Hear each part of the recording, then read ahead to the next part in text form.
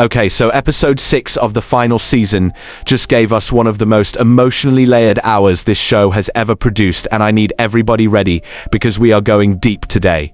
We got Marvin finally sitting with his grief in a way that broke me completely. We got Kanan and Jarita having the most honest conversation they have ever had. We got Captain Baptiste making a decision at the end of this episode that I was not prepared for. And we got Kanan showing up at Flossie's door with intentions that tell you exactly who he has become. This episode is heavy, it is complex, and it is beautiful in the most painful way. Let's go scene by scene. We open right where episode 5 left off. Marvin is at Raq's house after finding out the truth, and he is trying to make sense of all of it. He asks her straight up, was it an accident? Because he is still confused, still processing. And Raq tells him she does not know, that she just reacted. That Kanan is her son, and she has been reacting her whole life to protect him. But she could not keep it to herself anymore. She needed Marvin to know. And then Marvin brings up something that just gutted me, sis. He reminds Raq that when they were taking Lou to the rehab center, Lou thought they were going to kill him. He begged them not to leave him out in the cold. And then when Kanan actually did kill him, Raq dumped his body like he was nothing. Raq says she panicked. She did not know what to do. And Marvin shuts that down immediately. He tells her she did whatever favors her. Always. That is all she has ever done. And the devastating thing is, he is not wrong. Raq has never once made a decision based on what is right. Every single decision she makes is based on what protects her and her interests. Even telling Marvin the truth about Lou, that was strategy, and Marvin sees it. He always has. He just loves her too much to say it out loud most of the time. We move to Kanan's place, where Jarita is taking care of him after Marvin's beatdown, and she tells him she knows he has a secret. They all do, but she needs to feel safe around him. So he needs to tell her what happened. Kanan says it does not matter. She is safe. It is between him and whoever did this to him. Jarita tells him she will not judge him. And Kanan, for maybe the first time all season, actually opens up. He tells her he has an issue with her employer Raq, and then he tells her Raq is his mother. And you can see Jarita's whole face shift in that moment, because the first thing her mind goes to is, was he using her to get information on Raq and Flossie? And Kanan is honest. He admits at first, yes, that was the plan. And then he fell in love with her. Jarita does not believe him right away, and I respect that for her. She does not just take that and run with it. And eventually she comes back around and tells him, do not lie to her again. That is a woman drawing a hard line from a place of self-respect. And Kanan agreeing to it is the most vulnerable we have seen him this entire season. We check in on Breeze, who is out on the streets keeping tabs on Hafiz, Raq's Afghan supplier. He follows the man and his team back to their residence, and what he finds stops him cold. The security around Hafiz is extremely tight. One of the guards even comes out to warn Breeze that he cannot park on that street. Breeze leaves, but he is taking mental notes. This scene is short, but it matters because it tells us Breeze is a strategist first. He is not going to rush into a situation he cannot control. He is going to study it first. And that patience is exactly what makes him dangerous. Garcia is out here trying to actually do something for Jukebox for once. He goes to the feds to get, for once, information on Famous's disappearance. And the agent he meets with basically tells him the Famous case should be the least of his worries right now. Garcia pushes. He and Captain Baptiste both sat on that case. The agent's response is devastating in its simplicity. Every case that involved Baptiste is tainted. Full stop. And that answer opens a door that Garcia is not going to be able to close again. Because now he is not just looking into Famous, he is looking into Baptiste. And what he finds is going to change everything. Jukebox goes to confront Kanan after finding out the truth about Lou, and this conversation is everything. Kanan tells her it was an accident, that it is his mother's fault for covering it up and controlling the narrative like she always does. And Jukebox does not let that slide. She tells him to take responsibility, that he cannot act grown 1 minute and then turn around and blame Raq the next minute like a child.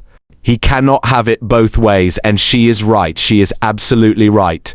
Kanan has been quick to claim his independence, claim his operation. claim his autonomy, but the moment something goes wrong, he points at Raq. Jukebox calling him out on that contradiction is one of the most important moments this episode showed us. Olga, Famous's mother, comes by Raq's house to drop off some of Kanan's old clothes that Famous had left behind. And Raq brings her inside to talk. They have this quiet human conversation. Olga tells Raq she feels sorry for the whole family, especially Kanan, a young boy going through all of this.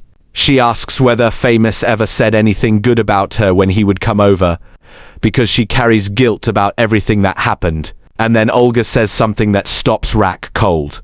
She says Lou always idolized Raq, always told people she was the strongest person he had ever seen. And Raq is sitting in her own hall hearing about how her dead brother saw her.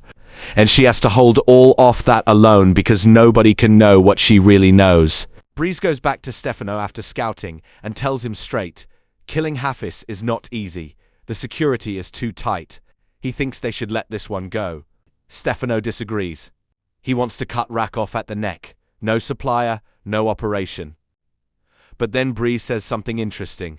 He tells Stefano sometimes it is better to do nothing. And Stefano actually listens. He acknowledges Breeze's instinct and pivots. Instead of killing Hafiz, they are going to set a meeting with him. Bring Hafiz over to their side instead. That is smart chess. Convert the resource instead of destroying it. And it is Breeze's influence that got Stefano there. Garcia goes to Baptiste's retirement party and pulls him aside to ask about Famous, what happened.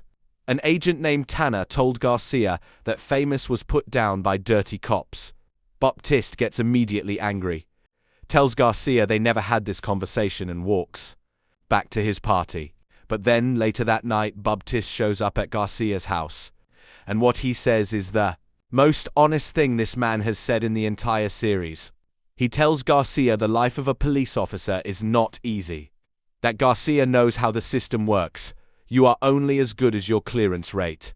Sometimes they have to wade into the same situations they are trying to solve. And then he tells Garcia the truth. Snaps and pops killed Famous. And police were involved, but not from his precinct. Garcia asks what the feds have on Baptiste.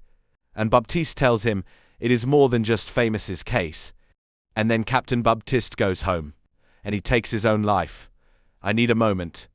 I need everybody watching this show to understand that Baptiste has been a complicated figure throughout this entire series, morally grey, sometimes corrupt. That is one of the most heartbreaking endings this show has ever given a character. After everything, after storming through Kanan's operation, after the confrontations, after the conversations, Marvin goes to Lou's grave with a drink in his hand.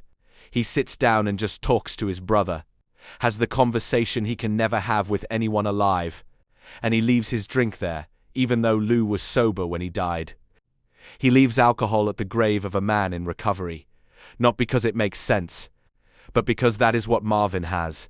That is the only offering he knows how to make. And somehow that makes it sadder than anything else in this episode. Marvin goes to see Flossie and asks her how she is coping since losing her daughter. And then he asks her the real question. Did she feel better after she got her revenge? Flossie's answer is one of the most honest things anyone says in this entire episode. She tells him she does not regret what she did, but she does not feel better either.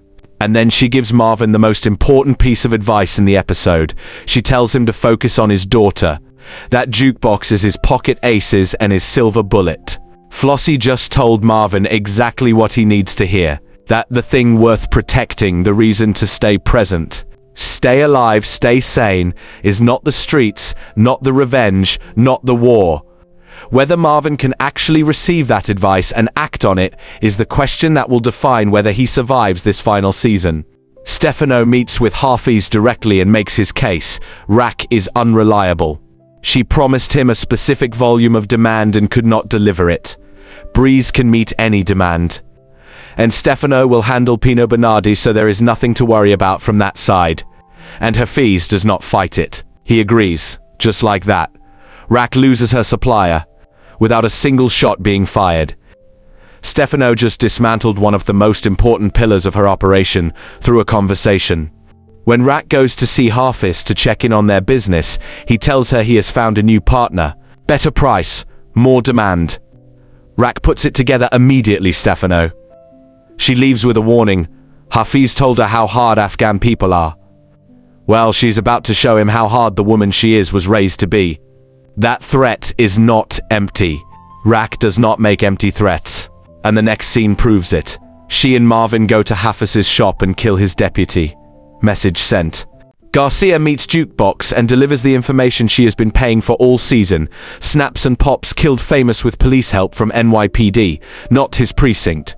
Then he does something she did not see coming. He tells her he cannot work with her anymore, and he returns her money. After Baptiste's death, after what the feds revealed, Garcia is done. He is drawing back from this before it swallows him completely. Whether that holds is another question, but in this moment, he is out. Meanwhile, Kanan tells Breeze he wants to hit Cafe Vu, that what his mother did to him cannot go unanswered. Breeze tells him that is not healthy for business right now. They need to strategize, not move with feelings. Kanan hears him, but you can tell he is barely containing it. And then comes the moment that closes this episode, sis. Jarita goes to Flossie's apartment to say goodbye. She is leaving the business. Flossie wishes her well. They have a warm farewell, and then Jarita steps out, and Kanan steps in. He tells Flossie who he is, Raq's son, and Flossie's face says everything. She did not see this coming, and she knows exactly what it means. The episode ends right there, on that look, on that door closing, on the question of what Kanan actually does next. Y'all, episode 7 just gave us Baptiste's final chapter, Marvin at his brother's grave with a drink he could not give him in life. Jukebox holding Kanan accountable in a way nobody else will. And Kanan stepping into Flossie's apartment with something in his eyes that we have seen before, and it has never ended well. Drop in the comments, do you think Kanan actually hurts Flossie? And what does Marvin do with the advice Flossie gave him about Jukebox? Like this video, subscribe so you do not